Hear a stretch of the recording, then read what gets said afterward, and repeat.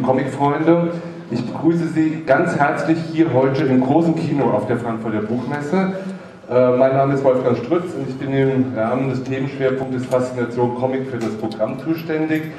Wir wissen alle, warum wir hier sind, deswegen kann ich mich sehr kurz fassen, was ich auch tue. Bitte begrüßen Sie mit mir ganz herzlich hier auf der Bühne den Direktor der Frankfurter Buchmesse, Herrn Jürgen Boos, den Moderator des folgenden Gesprächs, Ulrich Wickert, die Dolmetscherin Agnes Borgi-Fischer vom Verlag Edition Albert René, jetzt wird schwierig, Bernard de Choisy und natürlich den Hauptdarsteller der Veranstaltung, den Asterix-Zeichner Albert Uderzo. Bitte schön.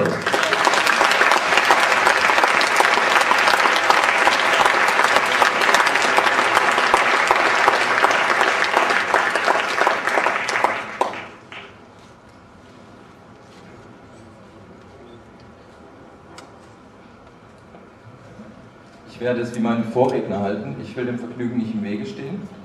Ich wünsche Ihnen sehr viel Spaß, viel Vergnügen und auch sehr viel Informationen aus diesem Gespräch, wie Asterix entsteht, über die letzten 33 Alben, über die Zeit, die Herr Wickert in Frankreich verbracht hat und dort die Asterix-Hefte auf Französisch gelesen hat.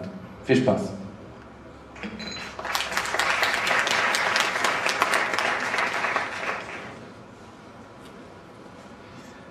Bonjour. On va juste avant de commencer, je vais parler en français et Agnès qui est avec nous fera la traduction comme elle va le faire pendant tout le débat. On va juste vous faire un tout petit résumé des épisodes précédents à propos d'Astérix avant de laisser les deux présidents vous raconter la belle histoire d'Astérix. Wir möchten einfach rückblickend ein bisschen die Geschichte von Asterix vom Anfang an, wie es angefangen hat, ein bisschen rückblicken, die ganze Geschichte und danach werden Herr Wickert und Herr Uderzo einfach die Sprache oder einfach das Mikrofon halten.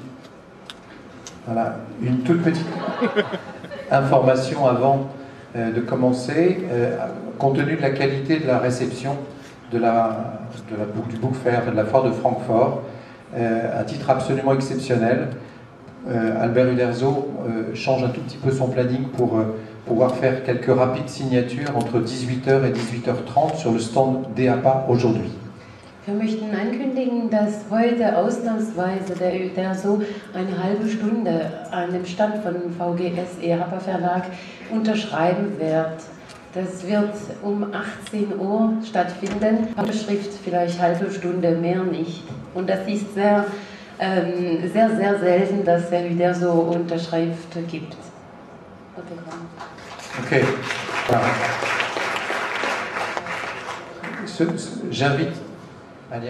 J'invite ceux qui le souhaitent de venir un tout petit peu en avance parce qu'on ne sera pas tout à fait précis sur les horaires.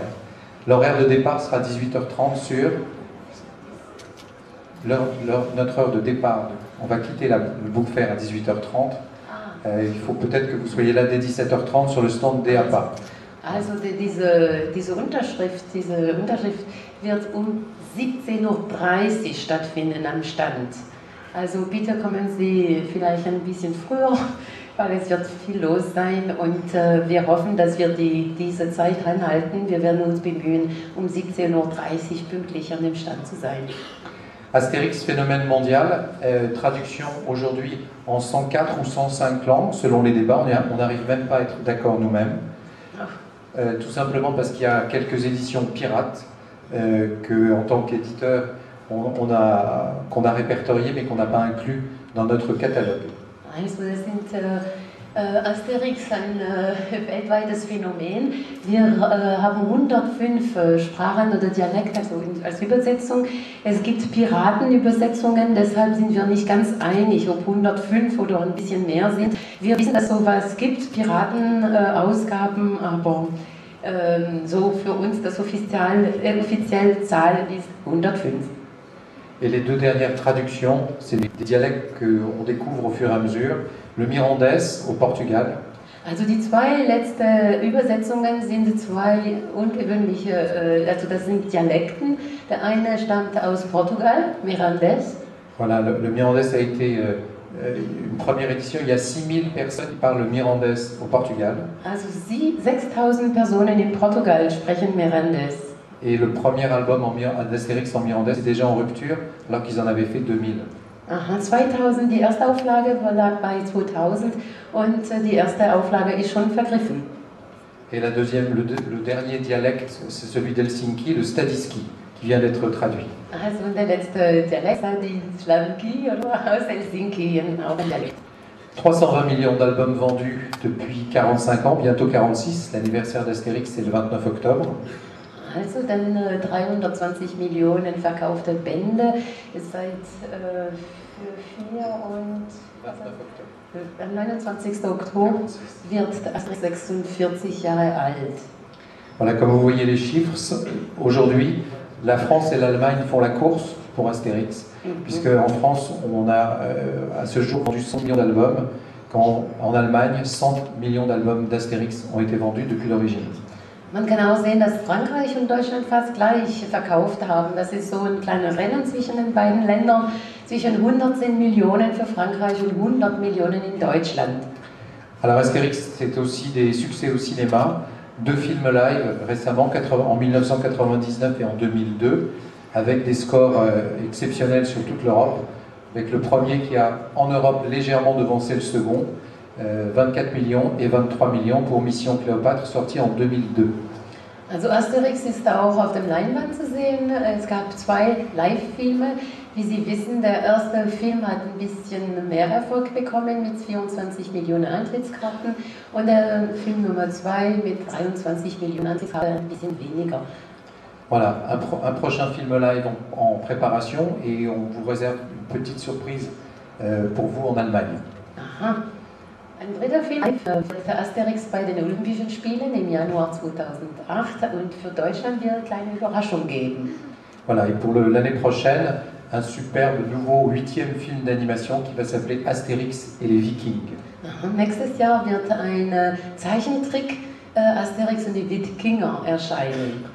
Voilà, sur le slide suivant, on va faire rapidement. 1959. Alors, next slide. Next, please. 1959, création du journal Pilote, comme tout le monde le sait, j'imagine, avec la création d'Astérix. De 1959 à 1977, c'est donc 18 années de collaboration Astérix entre René Goscinny et Albert Uderzo, avec 24 albums publiés ensemble. Puis, en 1980, après la disparition de René, Albert Uderzo crée les éditions Albert René et publie son premier album, qui était son Grand Paris, en 1980, qui s'appelle Le Grand Fossé, avec immédiatement un succès équivalent aux albums précédents, Astérix et les Belges, en langue française. 1,7 million d'exemplaires du Grand Fossé sont vendus dans le premier semestre en langue française. Et depuis 1980, Albert Uderzo poursuit la carrière d'Astérix seul. Comme vous le savez, le dernier album vient de sortir, c'est le 8e de la collection qu'il a réalisé seul. En même temps, en dehors de l'édition, Astérix est aussi bien sûr un certain nombre de développements et de succès absolument incroyables en Europe. L'ouverture du parc Astérix, qui est celui qui résiste encore et toujours aux autres grands parcs d'attractions en Europe, qui s'est ouvert en 1989, et les 2 films dont on vient de parler, 99 et 2002. Next. Comme vous le savez, à l'occasion du nouvel album d'Astérix, Albert Uderzo et les éditions Albert René ont souhaité créer un lancement mondial pour partager cette fête un peu avec tout le monde. Ça s'est passé à Bruxelles au mois de septembre dernier. Il y a eu des avions, que vous voyez là-haut, Astérix et Obélix. Il y a eu une grande fête sur la Grande Place de Bruxelles, qui a mobilisé 120 000 personnes. Also für die Eröffnung also für dieses neue Album war eine große Veranstaltung in Brüssel, wie man sehen kann. Es waren Flugzeuge mit Obélix, Astérix auf der Grand Place, war viele Animationen. Next. Nous avions aussi quelque chose d'extraordinaire, c'est pour ceux qui connaissent Bruxelles, le Mannequin Peace. Le Manneken-Pis a été déguisé en Obélix, comme vous voyez là-haut. Der Manneken-Pis wurde als Obelix verkleidet, alles für diese Launch von dem neuen Band. Voilà, une immense fresque murale dans le centre de Bruxelles est consacrée aux héros gaulois. Große Leinwand, große Wand, bemalte Freske und das alles die Figuren, Asterix und Gallier. Ce n'est pas tout. Il y avait eu aussi des géants sur la Grande Place, vous voyez Obélix. Und es waren auch Riesen, so wie Obelix, die sind auch auf dem Platz, Grand Place, da rumgelaufen. Voilà, un grand événement culturel. Il y a eu la première roller parade gauloise dans les rues de Bruxelles. Die erste gallische Inliner in Parade in Brüssel. Next.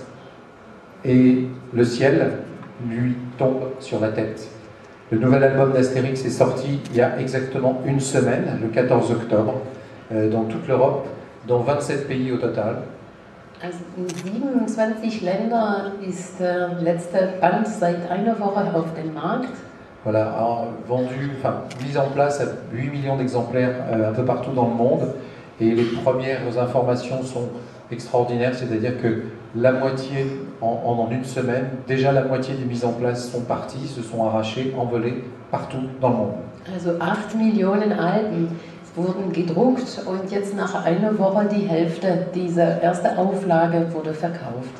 Next. Et c'est la raison pour laquelle, maintenant, nous allons vous laisser en compagnie de ces deux présidents qui vont vous raconter l'aventure d'Astérix.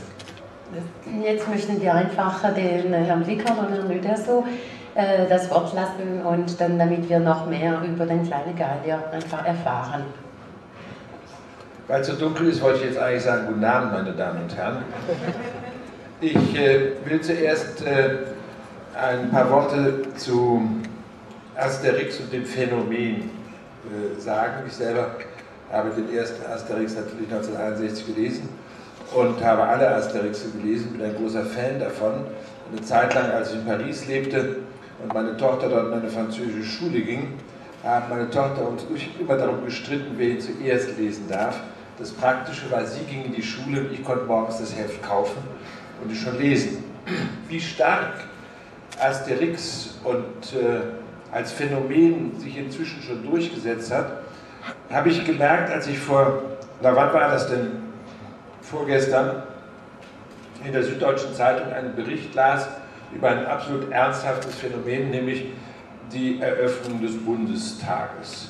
Und da wurde darüber geschrieben, wer hat eigentlich mit Lafontaine gesprochen, ist das ein Aussätziger oder nicht? Und dann wird über einen SPD-Abgeordneten Joachim Post gesprochen, der habe also den Lafontaine begrüßt, weil er auch aus dem Saarland kommt. Dann heißt folgender Satz in der Süddeutschen Zeitung: Da solle man sich nicht sorgen, sagt ein sozialdemokratischer Sittenwächter, den Joachim müsse man gegen Lafontaine nicht immunisieren, der sei in eine Art lebenslang wirkenden Zaubertrank gefallen.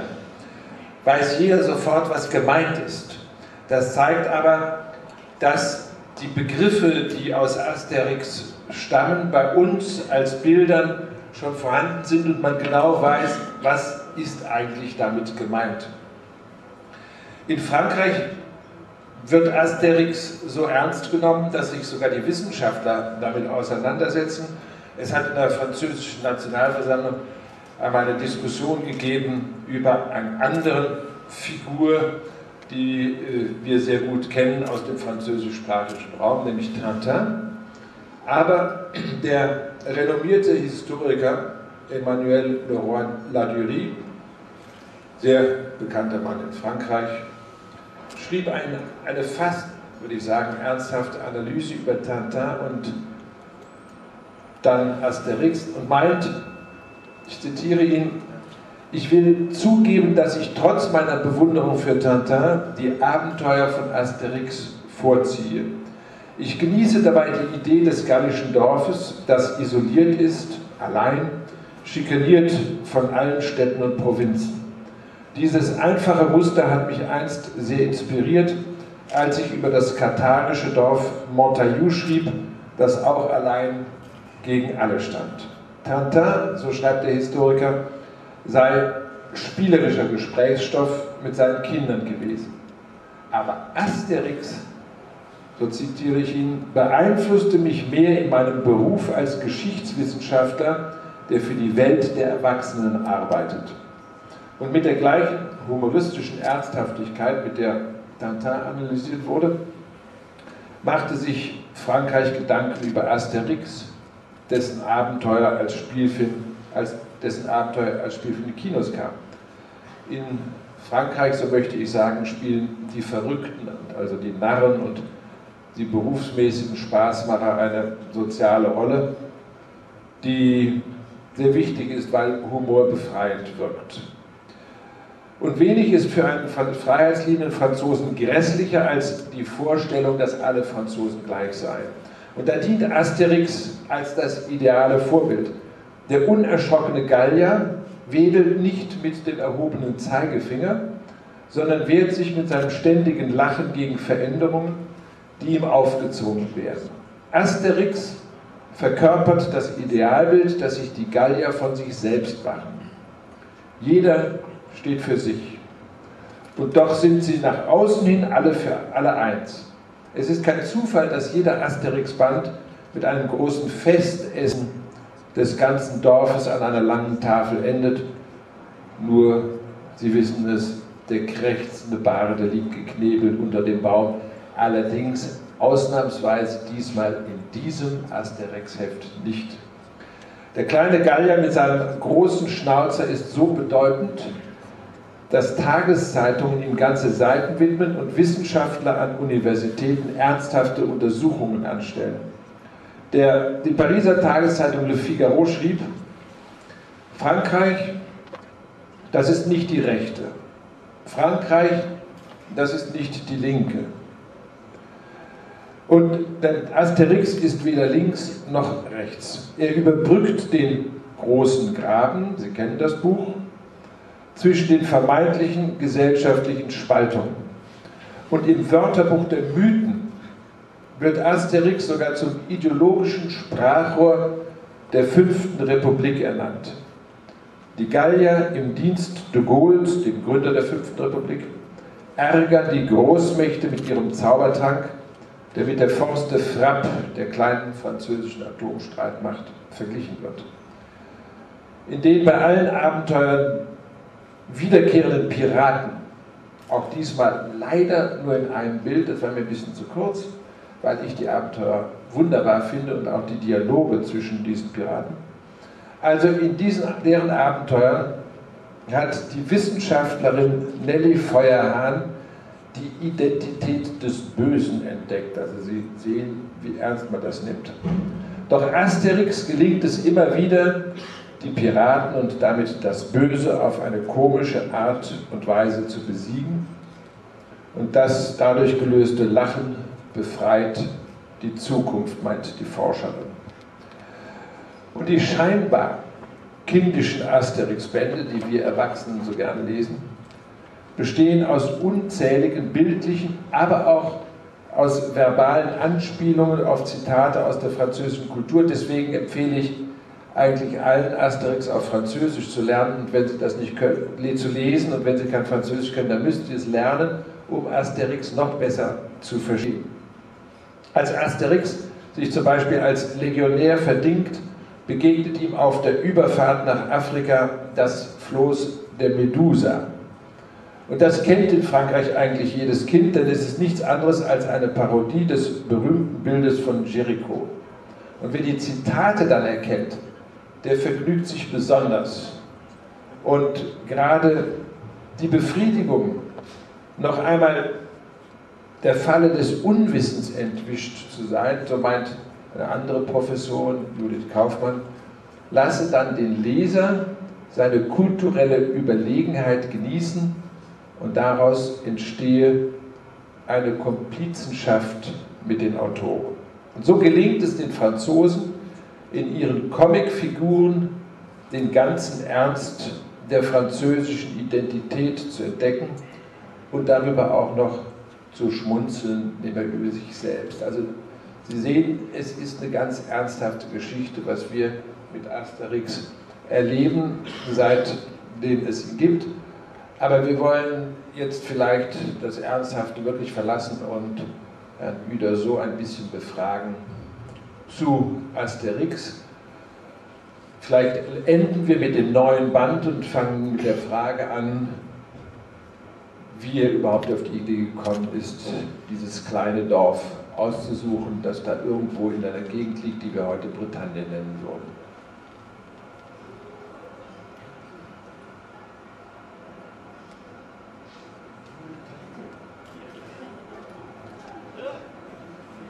Wir streiten uns gerade, wer jetzt übersetzen soll.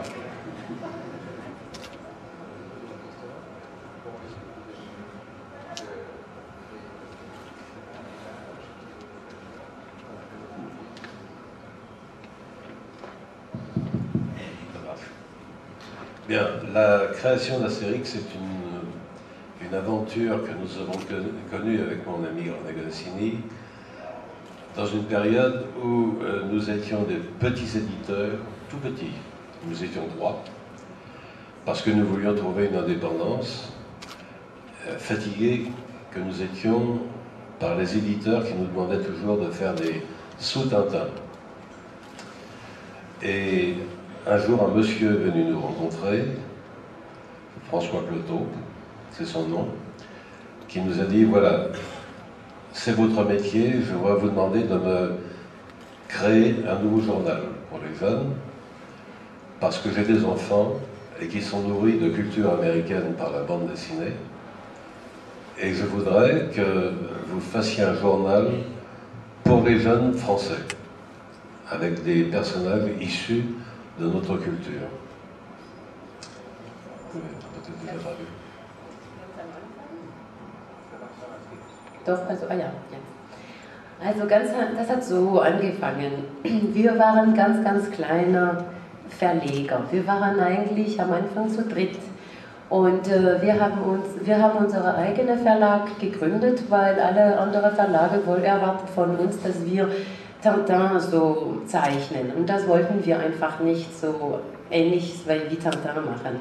Und eines Tages ist Pluton, ein Mann gekommen und hat uns einen Auftrag gegeben und gesagt, ja, ich hätte gern, dass Sie eine Zeitschrift, eine neue Zeitschrift machen, entwickeln. Sie sind zu dritt, Sie haben Talent und dann bitte machen Sie was Neues, aber was für mich persönlich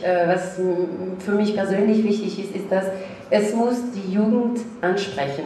Meine Kinder lesen viel Comics, also amerikanische Comics, und das ist nicht unsere Kultur. Ich hätte gern etwas Neues, eine Zeitschrift, und das muss etwas für kleine Franzosen sein. Machen Sie etwas, die entspricht die französische Kultur.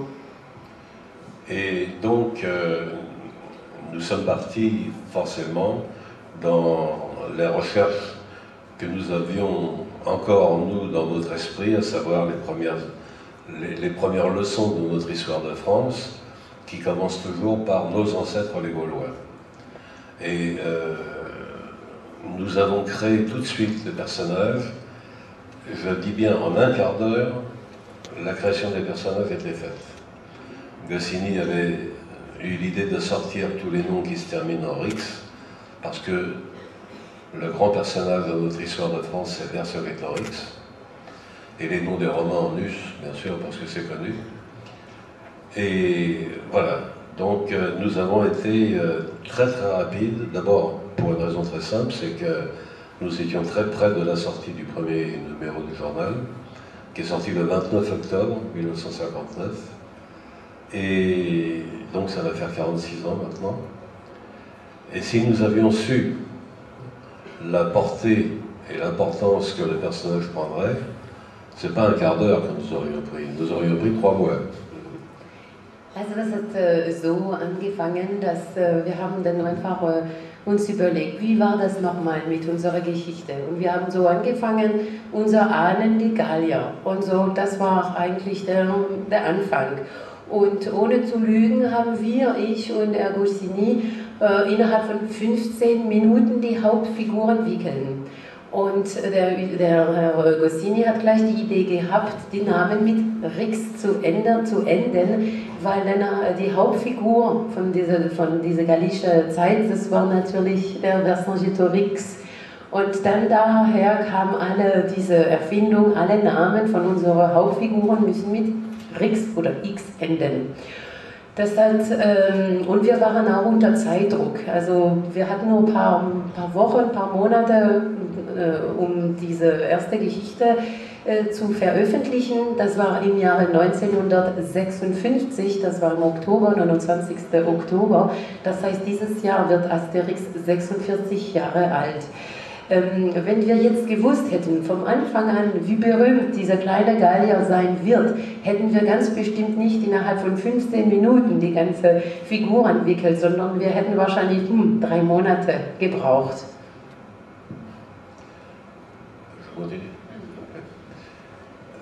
Évidemment, aujourd'hui, cette notion de vouloir faire quelque chose de typiquement français pourrait paraître un peu xénophobe, parce qu'aujourd'hui, il y a une évolution qui fait qu'on s'ouvre au mondialisme, mais à l'époque, ça paraissait normal. Et le problème, c'est que lorsque le succès nous est arrivé en France, les journalistes français ont dit « Oh oui, mais c'est facile, ils ont le succès parce qu'ils flattent un peu l'esprit cocardier français, l'esprit cocorico, vous savez, bon ben... » Et nous, ça ne nous plaisait pas du tout. Et heureusement, vous êtes arrivé en Allemagne, vous avez acheté l'album, et vous avez fait autant de succès qu'en France. Et on a su répondre comme ça aux journalistes français qui nous prêtaient des intentions qui n'étaient pas du tout les nôtres. Damals, als wir diesen Auftrag bekommen haben, etwas typisch französisch zu machen, war damals nicht so überraschend. Also vielleicht heutzutage würde man das sehr übel nehmen, weil wir natürlich mehr weltweit denken, aber damals, das war nicht so. Und als wir Erfolg gehabt haben mit diesem ersten Band, mit Asterix, dann die Kritiker haben einfach gesagt, oh, das ist einfach. Sie schmeicheln einfach die Franzosen und deshalb dann haben sie Ruhm oder sind sie berühmt oder haben sie Erfolg. Aber zum Glück sind sie gekommen, sind die Bände in Deutschland gekommen und die Deutschen haben das gekauft, die Bände. Und dann plötzlich hatten wir nicht nur in Frankreich, sondern auch in Deutschland Erfolg und dadurch war es bewiesen, dass wir nicht diese Intention hatten, diese typisch französische Eigenheiten in den Vordergrund zu stellen, weil es war ganz bestimmt nicht unsere Absicht mit Goscinny, so diese Eigenheiten einfach zu schmeicheln, ganz bestimmt nicht. Sie haben dann Asterix ja in die verschiedenen Länder geschickt und die amüsieren. Es gibt in jedem Land, also wenn er dann chez les Bretons fährt und die immer une tasse d'eau chaude avec un nuage de lait trinken, das ist einfach wunderbar. Gab es einen Grund, dass Sie die haben reisen lassen? War ja auch bei den Goten. J'ai cru que je comprenais l'allemand là. Formidable, non pardon.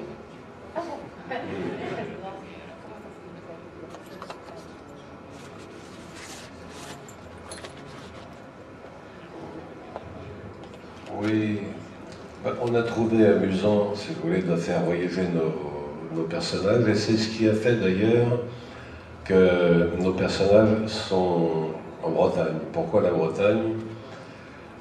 Quand j'ai demandé à René Goscinny où je devais placer le village, sur un plan géographique, il m'a dit où tu veux, à partir du moment où ils sont en bordure de mer. Parce que ça me facilitera justement leur façon de voyager et de partir ailleurs.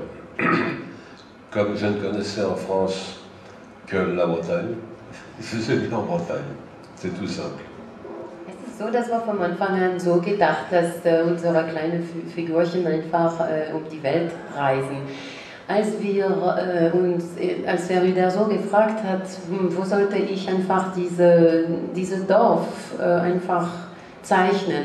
Und dann René Goscinny damals hat gesagt, ganz klar, du musst das am Meer zeichnen, weil das wird für uns viel einfacher, wenn unsere Figuren einfach verreisen. Und da Herr Rüder so nur die Bretagne kannte, dann war es für ihn klar, dass das kleine Dorf ein bretonischer Dorf wird. Et alors, pour suivre votre question, bien sûr que l'idée c'était justement pour ne pas fatiguer le lecteur, de faire une aventure en Gaule et puis de faire une aventure à l'extérieur de la Gaule. Et on a fait ça jusqu'au dernier, où j'ai failli à la tradition, puisque ça fait 2 fois qu'il y a une aventure en Gaule. Et je m'en excuse auprès des lecteurs. Also das war auch so gedacht, wir haben vom Anfang an so Abwechslung gemacht. Ein Band hat sich in Gallien gespielt und das andere Band war einfach im Ausland. Das war immer so gedacht.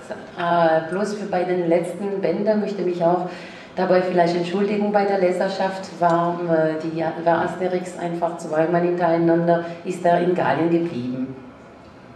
Es gibt ja einige, wo man sagt, ach, das erinnert uns an die Geschichte, zum Beispiel der große Graben. Wer hat Ihnen dafür die Idee gegeben?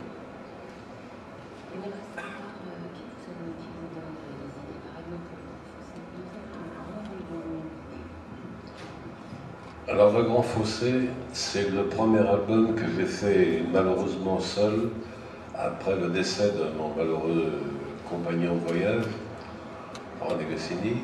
Et l'idée du Grand Fossé m'est venue, curieusement, du fait du mur de Berlin. Le mur de Berlin qui séparait évidemment ces deux ethnies frères et qui semblaient curieuses comme... alors moi je n'ai pas fait un mur, j'ai fait un fossé dans un village. Et curieusement, jamais les Allemands m'ont dit « vous avez voulu parler du mur de Berlin ». Par contre, les Belges nous ont dit « oui, vous avez voulu parler de nos différends entre les Wallons et les Flamands ». Et d'autres nous ont dit aussi encore autre chose, sauf chez vous en Allemagne, on n'a pas trouvé la relation. Also dieser Band, der große Graben, ist das erste Album, das ich leider allein dann gemacht habe nach dem Tod meiner Kompagnon, der René Goscinny. Und dieser große Graben, die Idee von diesem Band ist mir in Berlin ist mir eingefallen. Und zwar war für mich die Mauer von Berlin der Löser. Für mich habe ich keine Mauer natürlich gezeichnet, sondern einfach einen Graben. Lustigerweise haben keine Deutschen, in Deutschland wurde gar nicht erkannt, diese Ähnlichkeit oder diese Eindeutung zwischen Graben und Mauer. Also die einfach eine Bevölkerung, ein Volk trennt, war das gar nicht klar in Deutschland. In Belgien aber haben viele gesagt, sie wollten einfach jetzt die Trennung über die Flamands und die Wallons dann einfach erwähnen. Und eigentlich war Deutschland, der gemeint da war, aber das war nicht sichtbar für Deutschland. Haben Sie auch bei anderen Büchern ab und zu aus der Gegenwart Vergleiche genommen, die Sie dann übertragen haben?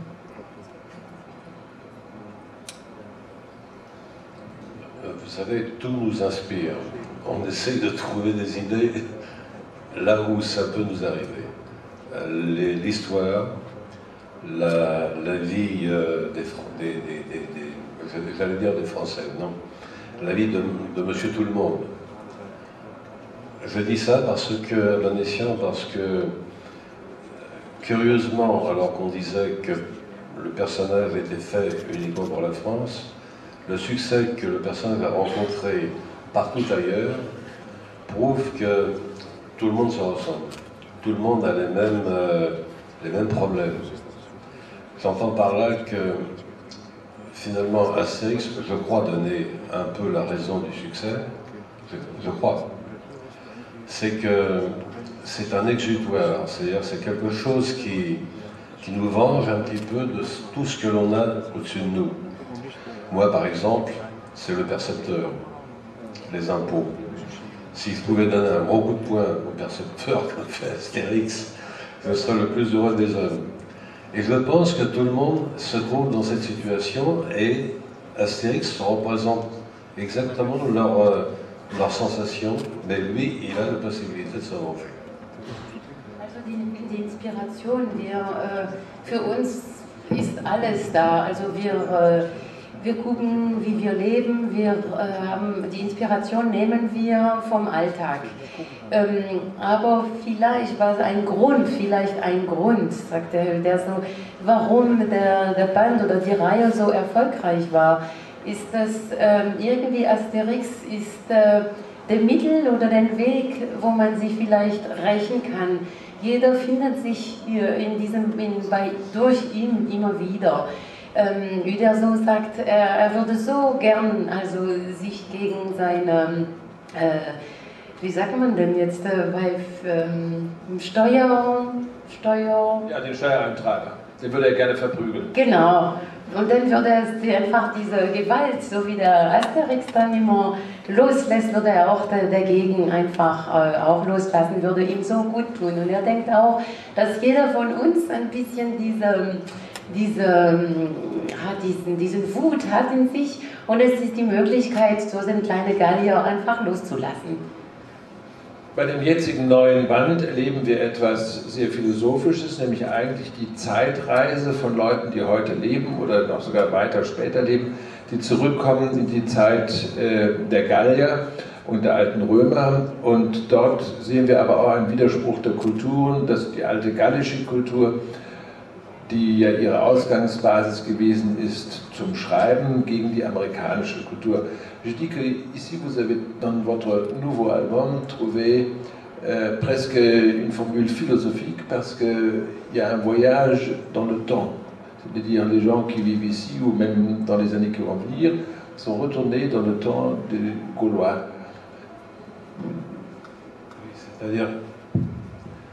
C'est-à-dire que j'ai eu une idée qui me paraissait venir simplement d'une réflexion qui me faisait dire mais pourquoi est-ce qu'aujourd'hui on fait, évidemment dans l'imaginaire, dans la fiction, on fait venir des extraterrestres sur la Terre. Et pourquoi est-ce que ces extraterrestres ne seraient pas venus dans d'autres moments de l'histoire, même au temps des hommes préhistoriques? Pourquoi est-ce qu'ils ne seraient pas venus chez les Gaulois? Parce que c'est très prétentieux de croire que nous sommes les seuls aujourd'hui à pouvoir accueillir des extraterrestres, s'ils existent, bon, bien entendu. Et tout est parti de là. Alors évidemment, les extraterrestres, si j'avais fait des extraterrestres comme nous les montrent les Américains dans leurs films, ça n'aurait pas été très drôle. J'ai voulu représenter certaines civilisations qui nous occupent aujourd'hui. Bon, si vous avez lu l'album, vous avez compris que c'était à la fois les mangas, donc les japonais, et puis les Superman américains avec les toons. Bon, je me suis amusé à faire un tout petit peu de politique mondiale qui consiste à justement critiquer un petit peu les Américains qui vont dans un pays en supposant qu'ils ont l'arme fatale, et en fait il n'y a rien du tout. Bon, voilà, c'est un peu ce qui se passe avec c'est beaucoup plus politique que philosophique. Ich würde vielleicht nicht so philosophisch nennen, vielleicht ein bisschen mehr politisch. Also mein Ursprung, die Idee war, die Überlegung war eigentlich, warum denken wir, dass wir unsere Zivilisation die einzige, die Außerirdische empfangen haben oder gesehen haben. Wie kommt es? Vielleicht kann es sein, dass die Außerirdischen in anderen Zeiten auch sich gezeigt haben oder gekommen sind.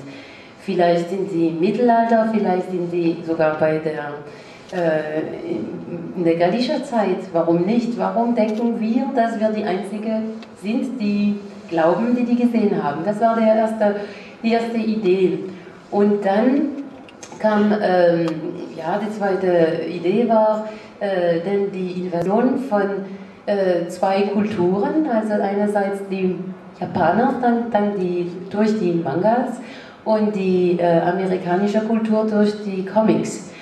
Und was ich zeigen wollte, ein bisschen politisch war, zu zeigen, die denken, dass die endgültige Waffe haben und eigentlich haben sie nichts am Endeffekt. Ja? Vielen Dank, merci beaucoup, Monsieur Uderzo. Ich könnte jetzt lange noch mit Ihnen weiterreden. J'aimerais bien continuer de parler des heures avec vous, mais malheureusement, on m'a fait signe qu'il faut arrêter. Ich danke Ihnen sehr für Ihre Aufmerksamkeit. Wir hätten gerne noch lange weitergeredet, aber die Dinge gerade. Danke.